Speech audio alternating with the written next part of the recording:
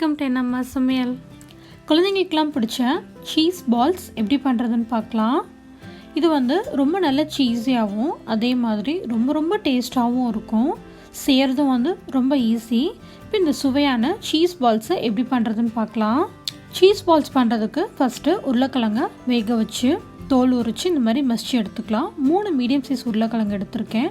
இது கிட்டத்தட்ட 1.25 கப் வேக வச்சு மசிச்சதுக்கப்புறம் அதோட 1/4 கப் ஸ்வீட் கார்ன் நான் சேர்த்துருக்கேன். உங்கள்கிட்ட ஸ்வீட் கார்ன் இல்லாட்டி ரெகுலர் கார்ன் கூட சேர்த்துக்கோங்க. அதோட 1/4 கப் மொசரேலா சீஸ், 1/4 கப் பிரெட் க்ரம் சேர்த்துக்கலாம். நல்ல பொடியான இருக்குன்னா கொத்தமல்லி இலை 2 டேபிள் ஸ்பூன் சேர்த்துக்கலாம்.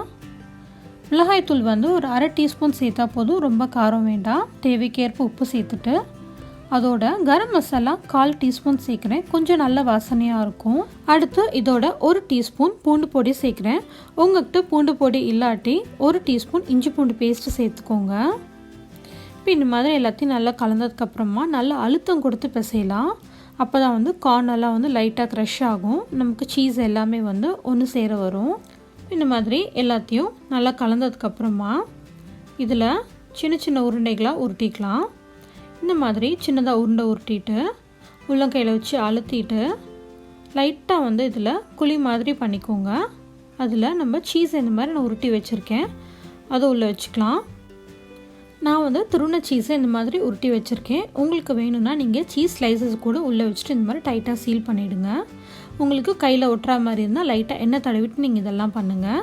இப்போ இந்த மாதிரி எல்லாத்துலேயும் சீஸ் ஸ்டஃப் பண்ணியாச்சு.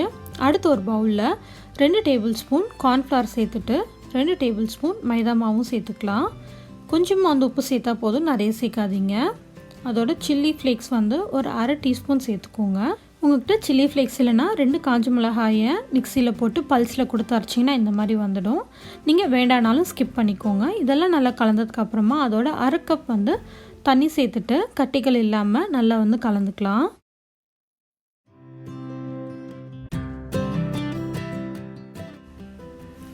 அடுத்து ஒரு பவுலில் பிரெட் க்ரம் சேர்த்துக்கலாம். நான் இன்றைக்கி பேங்கோ பிரெட் க்ரம் சேர்க்குறேன். உங்கள்கிட்ட எந்த பிரெட் க்ரம்ஸ் இருக்கோ நீங்கள் சேர்த்துக்கோங்க.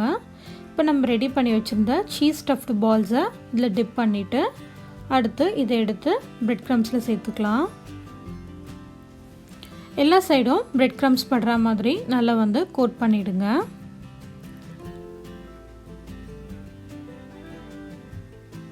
ஸோ இந்த மாதிரி நமக்கு ரெடி ஆகிடுச்சு. இதே மாதிரி எல்லா பால்ஸையும் ஸ்லரியில் டிப் பண்ணிவிட்டு பிரெட் க்ரம்ஸ்லாம் பிரட்டி எடுத்துக்கலாம்.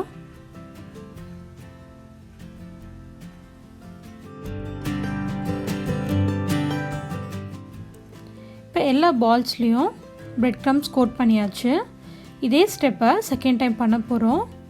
இப்போ அந்த மாவுலேயே திரும்ப முக்கிட்டு அடுத்து பிரெட் க்ரம்ஸில் பரட்டிக்கலாம். மாவு கொஞ்சம் கெட்டியாகிடுச்சுன்னா இன்னும் கொஞ்சம் தண்ணி சேர்த்து கலந்துக்கோங்க. இந்த மாதிரி எல்லாத்தையும் செஞ்சோன்னா நமக்கு நல்ல கிறிஸ்பியாகவும் சீஸ் மெல்ட் ஆகிட்டு வெளியில் வராமையும் இருக்கும். நீங்கள் ஒரே கோட்டிங்கோடு கூட நிறுத்திக்கலாம். இப்போ இந்த மாதிரி ரெடி பண்ணதை நீங்கள் ஃப்ரீசர் பேக் இல்லாட்டி பாக்ஸில் போட்டு ஃப்ரீசரில் வச்சுட்டிங்கன்னா 1 மாதம் வரைக்கும் தாங்கும். எப்போ வேணுமோ திரும்ப தாவ் பண்ணிவிட்டு நீங்கள் எண்ணெயில் பொரிச்சிக்கலாம். இப்போ நம்ம சீஸ் பால்ஸை ஒன்றா எண்ணெயில் சேர்த்துக்கலாம். நல்ல கோல்டன் ப்ரௌன் ஆகிற வரைக்கும் வறுத்துக்கலாம். லைட்டாக அப்பப்போ திருப்பி போடுங்க. ரொம்ப கிளறி விட்டுட்டே இருக்காதீங்க. நமக்கு பால்ஸில் கிராக் ஆகிட்டு உள்ளே இருக்க சீஸ் வெளியில் வந்துடும். ரொம்ப மெதுவாக அழுங்காமல் கலந்து விடுங்க.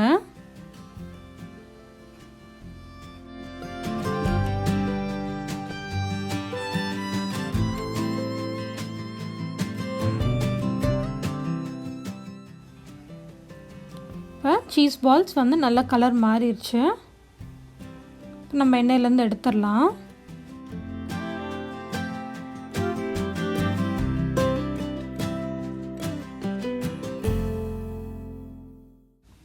சீஸ் பால்ஸ் எல்லாம் ரொம்ப சூப்பராக ரெடி ஆகிடுச்சு. இப்போ நம்ம ஒரு சீஸ் பாலை ஓப்பன் பண்ணி பார்க்கலாம்.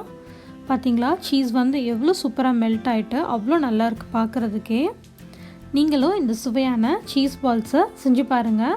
வீட்டில் இருக்க குட்டீஸ்க்கெலாம் கொடுங்க, ரொம்ப விருப்பமாக சாப்பிடுவாங்க. இந்த வீடியோ பிடிச்சிருந்ததுன்னா லைக் பண்ணுங்கள். Amma சமையலை சப்ஸ்கிரைப் பண்ணிக்கோங்க. தேங்க்ஸ் ஃபார் வாட்சிங்.